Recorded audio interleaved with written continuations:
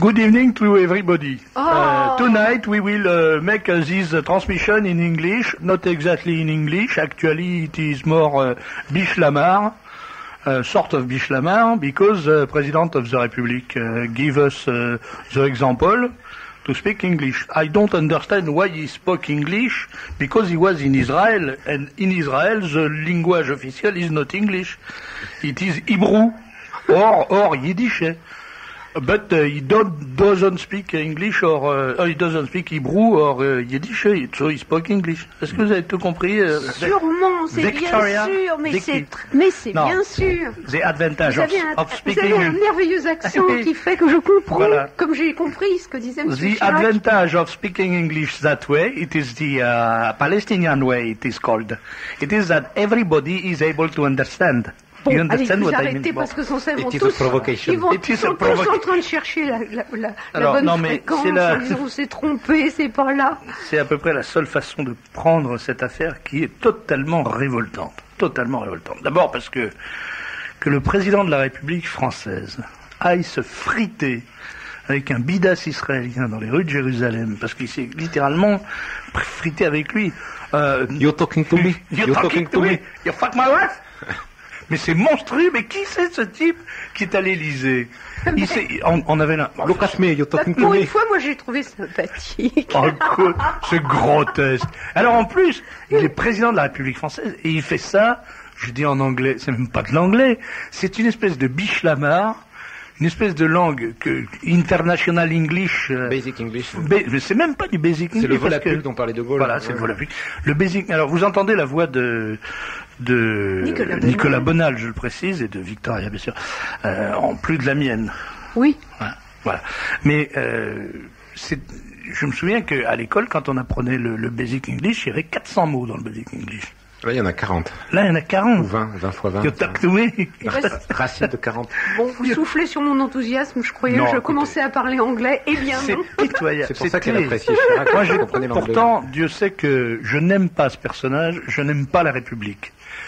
Et je n'ai aucun respect pour la fonction présidentielle qui, pour moi, n'incarne que une usurpation vieille de 2 siècles.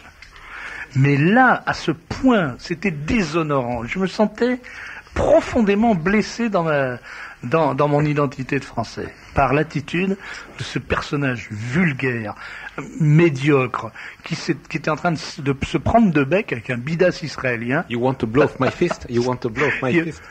What do you want? You want me to take the plane to go back Paris? Arrêtez, pousse. Écoutez, non, vous n'avez pas été choqué. Pas du tout, moi ça m'a fait rire. Incroyable. Chirac J'ai dit, Gaulle. bravo, il va faire le coup de poing, j'attendais le coup de poing, il n'est pas venu, là j'étais un peu déçu. Et alors après, il est allé dans un... Puis après, il a fait un triomphe, Dans un triomphe chez où? chez les Arabes.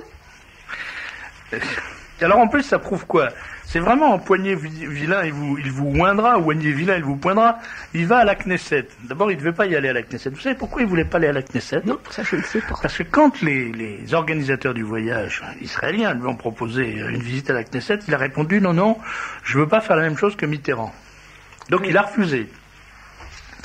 Ensuite, il a dit qu'il voulait y aller parce que la puissance invitante avait manifesté une certaine surprise à la nouvelle qu'il ne viendrait pas à la Knesset. Donc, immédiatement, il a mis ses préventions dans sa poche, parce que c'est pas un têtu, Chirac. Quand en face, les gens disent « Tu fais ça ?» Il dit « Si vous voulez, on va le faire. Enfin, voilà. Tu fais pas ça. Ben d'accord, on le fera pas. » Et là, donc, immédiatement, il a mis ses préventions dans sa poche, il a dit « On va à la Knesset. » Et tout ce qu'il a gagné quand il est arrivé à la Knesset, c'est que monsieur Nathan, il s'appelle Nathan Eitan, je crois, ou un nom comme ça, qui est un député israélien, il s'est levé, il a dit, en hébreu, mais ça, on nous l'a traduit. Very conservative party. Very religious. Ouais, il a un parti religieux, il a dit, je ne resterai pas une seconde de plus, cet homme est un antisémite. Il est parti. Alors franchement, je veux dire une chose, monsieur Chirac, vous voyez que c'était pas la peine de faire ce que vous avez fait, parce que, de toute façon, vous êtes un antisémite. Bienvenue au club. C'est quand même extraordinaire. Qu'est-ce qu'il a fait pour être traité d'antisémite? Il a parlé aux Arabes. Alors, en France, si vous êtes gentil avec les Arabes, vous passez pas pour un antisémite. C'est si vous êtes méchant avec les Arabes que vous passez pour un antisémite. Et il y a toute une finesse. Ça, c'est en France. Mais en Israël, c'est différent. Oui, ça, on va pas rentrer là-dedans. D'abord, ça n'existe pas, parce que les races n'existent pas. Mais en Israël, c'est différent. Si vous êtes aimable avec les Arabes, c'est pas du tout parce que vous voulez du bien aux Arabes, vous voulez du bien aux Arabes, c'est parce que vous voulez du mal aux Juifs. C'est très très différent. Donc, M. Chirac, ça y est, il est classé antisémite, comme le premier Le Pen venu. Il a gagné. Alors, c'était lui le fasciste. Mais attendez, avant le il y a quand même une chose que je voudrais dire, c'est que mon excellent camarade Juppé, l'autre jour, il a dit, Monsieur Le Pen est viscéralement antisémite. Et là, Monsieur Nathan, comment il s'appelle? Nathan Eitan, c'est ça? Un nom comme ça. Enfin, un député israélien a dit, Monsieur Chirac est antisémite. Mais moi, je pose la question. Qui est le mieux placé pour définir l'antisémite? Est-ce que c'est Monsieur Juppé ou est-ce que c'est un député israélien? Donc, qui est le plus ferré à glace sur ce genre de sujet? Imaginez que moi je dise à un bouddhiste, vous êtes un mauvais bouddhiste. Le gars me dira, mais qu'est-ce que vous en savez? Vous connaissez, oui. Bon, vous n'en savez rien, occupez-vous de vos affaires. Donc j'ai fort le soupçon, je sais pas, je peux me tromper, je me trompe probablement.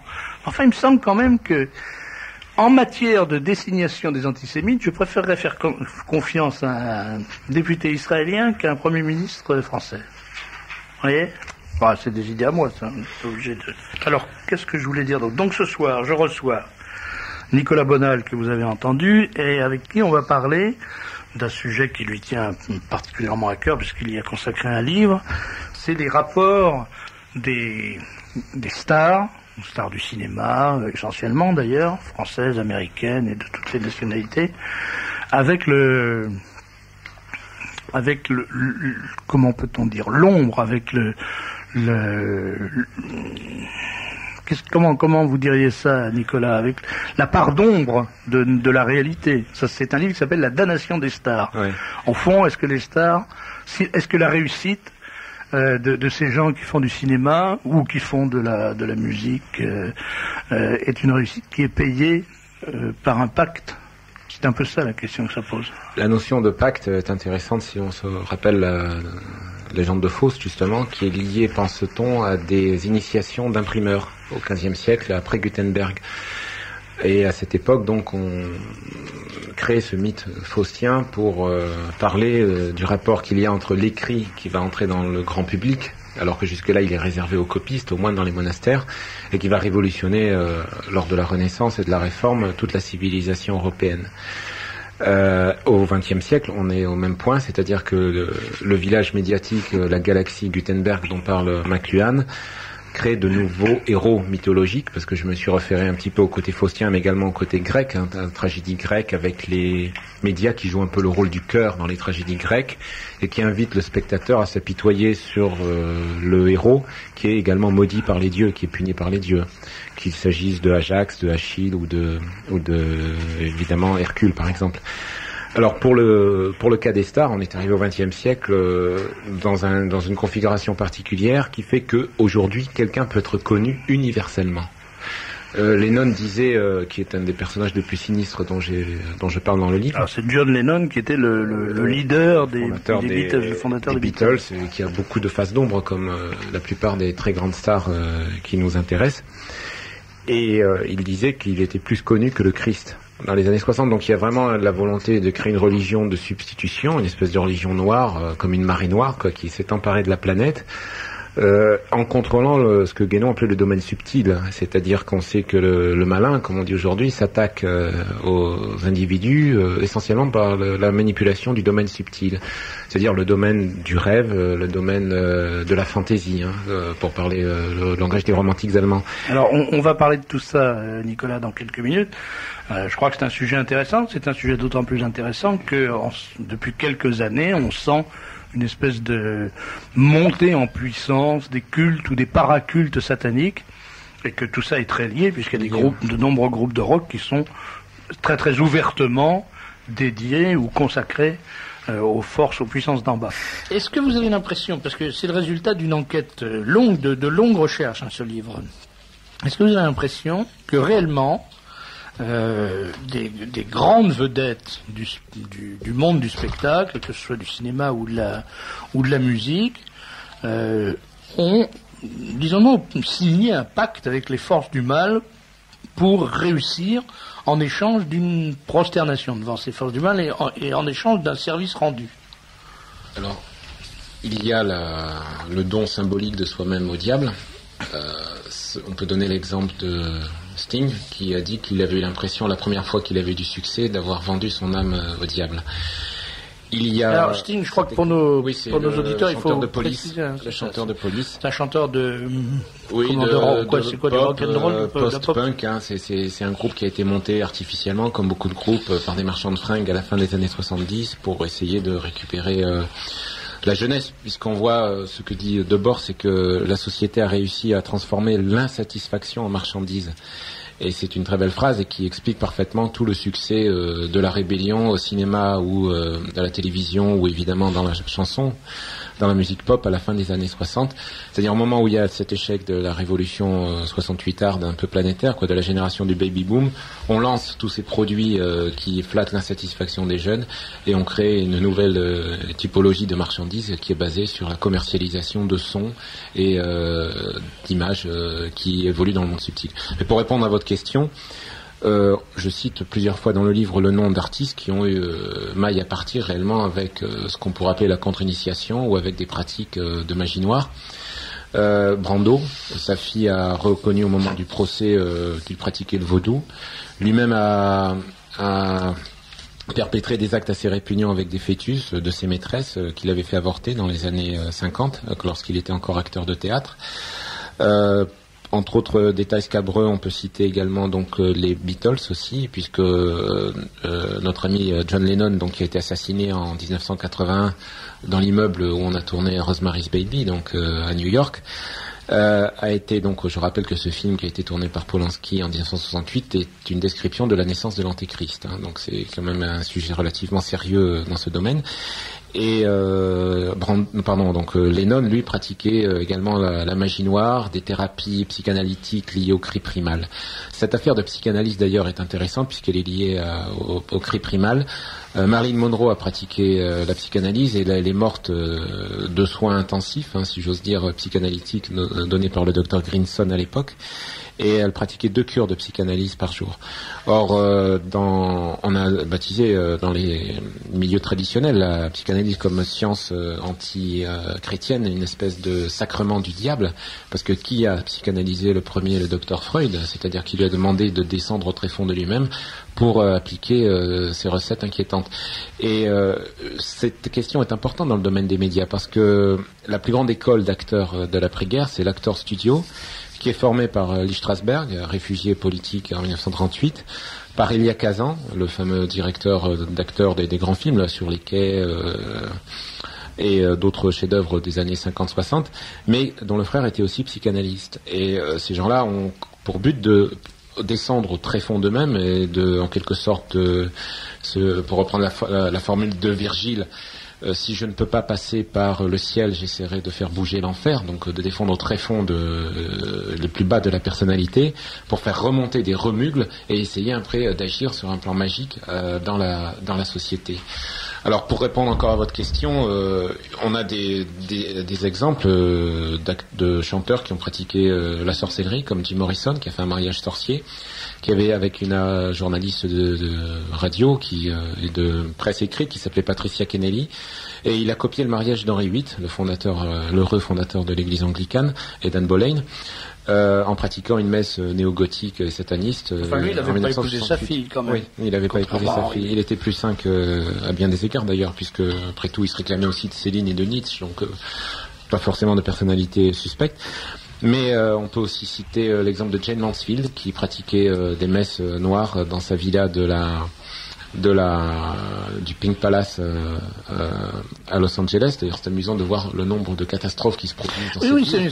Oui, tous les noms que vous évoquez sont des noms qui ont été ensanglantés ou qui ont connu des destins tragiques. Il y a soit Lennon qui était assassiné, Polanski, dont la femme est morte assassinée par Manson. Jane Mansfield qui est morte décapitée, Marilyn Monroe qui est morte ou assassinée ou empoisonnée. Ou trop bien soigné, on ne le saura jamais. Il y a aussi la mort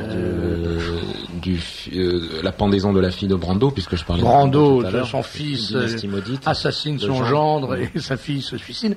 Et on sent qu'il y a là-dedans une espèce d'effroyable grouillement de puissance noire. On touche un domaine qui est un domaine extrêmement suspect, qui est le domaine de la manipulation subtile. Alors on s'expose automatiquement à des chocs en retour qui étaient connus des anciens, qui étaient connus par les gens qui pratiquent les exorcismes, que là on ne connaît pas puisqu'on est en face d'un milieu qui est complètement détaché de toute tradition religieuse évidemment, sauf d'une religion protestante américaine complètement déchaînée qui donne des dingues comme tous ces chanteurs des années 50 qui ont promu un petit peu le rock'n'roll, un peu Elvis Presley qui était un paranoïaque de premier ordre qui collectionnait les armes à feu, qui avait un rapport à la sexualité complètement fou, qui était en adoration devant de ses chimpanzés. Enfin, on a des personnages là-dedans. On a Little Richard aussi qui lui a toujours hésité comme d'autres musiciens anglo-saxons. Ou un noir américain entre une espèce de religion paranormale complètement excitée et en même temps une espèce de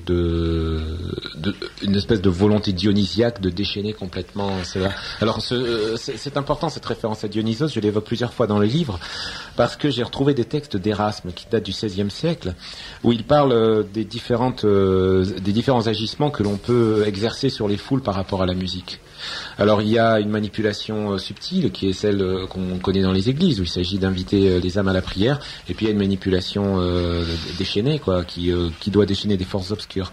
Et cette importance de la musique d'un côté positif, parce que j'examine aussi quand même l'aspect positif de certaines stars, je pense par exemple aux gens du domaine celtique irlandais, puisqu'on parlait tout à l'heure des Celtes, à Enya, à Mike Oldfield, à d'autres artistes Clannad en Irlande qui eux sont moins connus, sont moins des stars comme par hasard, mais qui jouent dans un domaine qui est celui d'un domaine plus traditionnel quand même, avec des références chrétiennes dans le cas par exemple de Enya, qui est moyennement connue en France alors qu'elle a quand même vendu 20 millions d'albums dans le monde, mais qui est relativement peu médiatisée parce qu'elle intéresse moins les gens que les agissements malsains de Madonna.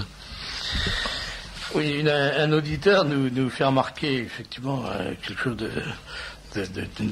un paradoxe au moins. Il nous dit la très sulfureuse Madonna vient de prénommer sa fille Lourdes Maria, ce qui veut dire Maria de Lourdes, Marie de Lourdes, qui est une référence à un lieu d'apparition.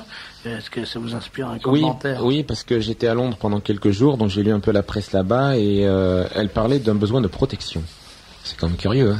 Elle s'est sentie menacée, extrêmement dépressive, et elle a eu besoin de donner un nom chrétien à sa fille, qui n'a pas été obtenu, sa fille, dans des conditions très chrétiennes, mais elle s'est dit, je vais essayer d'attirer un peu la protection comme cela. Donc elle a joué un peu, mais elle, c'est un exemple de personnage qui s'arrête à temps. Madonna, on a l'impression. Elle a joué un peu un trip de provocation sexuelle, voire à la limite sataniste jusqu'à une certaine période. Mylène Farmer a fait la même chose en France. Et puis elle s'est arrêtée brutalement lorsque il y a eu un assassinat chez Polydor, puisque un illuminé est arrivé, a commencé à mitrailler l'étage du bas, a tué le réceptionniste.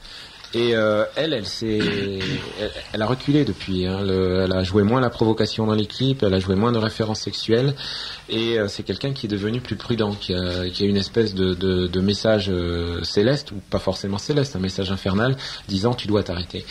Il y a un film dont je voudrais parler juste, qui est très important, c'est Angel Heart, avec Robert De Niro, et Mickey Rourke, qui est inspiré d'un livre qui est un chef-d'œuvre dans son genre, qui s'appelle Shabbat à Central Park, écrit par un romancier noir américain, enfin du roman noir américain qui s'appelle William Yurtsberg.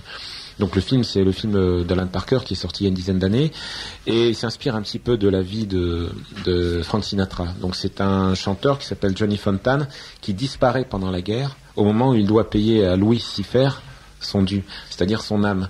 Il vole l'âme d'un autre soldat américain qu'il sacrifie en Sicile, et terre natale donc de Sinatra, et il disparaît.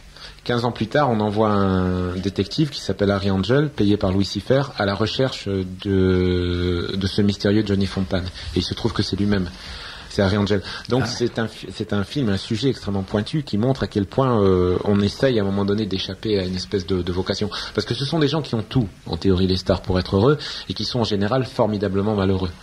soit parce qu'il y a des atrocités qui les frappent. Je pense par exemple au groupe Led Zeppelin qui avait des références sataniques avec la chanson Stairway to Heaven qui avait déjà décryptée à l'époque comme une chanson luciférienne.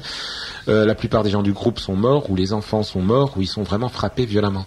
Et puis ils se mettent après ça en recul et ils essayent d'éviter justement ils ont compris jusqu'où ils sont allés, puisque le chanteur, le guitariste du groupe Jimmy Page était un grand amateur d'Aleister Crowley, le célèbre mage noir du début du siècle anglais, et il avait acheté plusieurs des châteaux, des résidences de Crowley, et il y a eu un moment où dans le groupe, la moitié des gens sont morts. Les road managers, l'enfant du chanteur Robert Plant, qui est mort d'un mystérieux virus à 5 ans, en 1978.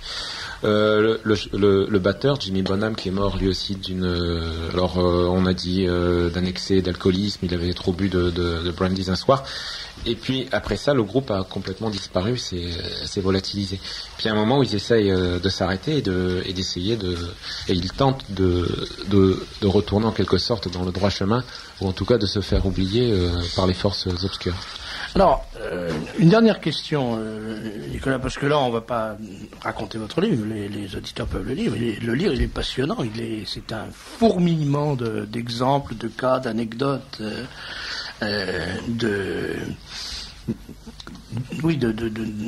d'histoires et de noms de célébrités, de noms de gens qu'on voit à la radio, à la télévision, qu'on entend à la radio toute la journée. Mais tous ces gens-là sont des gens du show business, comme on dit. C'est-à-dire, sont des comédiens. Bon, ou des comédiens, ou des chanteurs, ou des acteurs de cinéma. Est-ce que vous croyez que si on pense que ces gens-là ont passé des pactes avec les puissances infernales pour réussir, est-ce que vous croyez que certains hommes politiques ont fait la même chose? Est-ce qu'il est vraisemblable que, par exemple, la légalisation de l'avortement soit une espèce de salaire versé aux puissances infernales en échange d'une réussite politique? Dans le cas de l'avortement, il s'agit d'une espèce d'holocauste rituel pratiqué à grande échelle et qui était conçu comme une manifestation des forces du mal par les Babyloniens. Il y a un livre de Mircea Eliade là-dessus sur les religions de Babylone qui l'explique très bien. Cela me paraît certain. J'ai étudié déjà, on en a parlé l'an dernier dans mon livre sur Mitterrand, grand initié, entre guillemets grand initié, parce que je crois qu'il y a des gens qui n'ont pas compris qu'il y avait des rapports entre l'occultisme et la politique. Il y en a eu entre De Gaulle et l'occultisme, entre Hitler et l'occultisme, entre le communisme et l'occultisme. Donc il est clair que toute la politique moderne et on peut même parler de l'exemple de la grande industrie moderne, où il s'agit essentiellement d'un raisonnement collectif, de création de réseaux, de création de nouveaux produits. Et c'est une ascendance tubal-caïnite, pour se référer à la Genèse. Tout ce système qui était mis en place a une signature extrêmement suspecte, en effet. Une question précise. Un auditeur dit avez-vous des renseignements sur la malédiction qui a frappé Eric Clapton? Oui. C'est un de mes amis, Jean-Émile Néomé, qui avait écrit un livre sur Clapton. C'est son fils, Connor Clapton, qui est tombé du 59e étage. Et on interroge Clapton pour lui demander un petit peu ce qu'il pense de la vie d'artiste. Clapton qui est passé par tous les excès, qui a été alcoolique, qui a été drogué notoire, et qui a réussi à renaître de ses cendres jusqu'au moment où son fils est mort alors qu'il était âgé de 4 ans. Et il disait qu'ils étaient dans un métier où il y avait naturellement plus de suicides, plus de dépression que dans les autres. Parce que c'est un métier d'artiste, c'est un métier de sensibilité yin, en quelque sorte, extrêmement d'émotion, de grande douleur. Et donc ce sont des gens qui souffrent éminemment. Clapton a quand même consacré une chanson à la Vierge Marie. Il est politiquement incorrect par rapport aux critères gauchistes qui sont à la mode dans la jet set du show business. Mais donc c'est quelqu'un qui est sympathique à bien des égards, mais qui a payé un très lourd tribut aussi.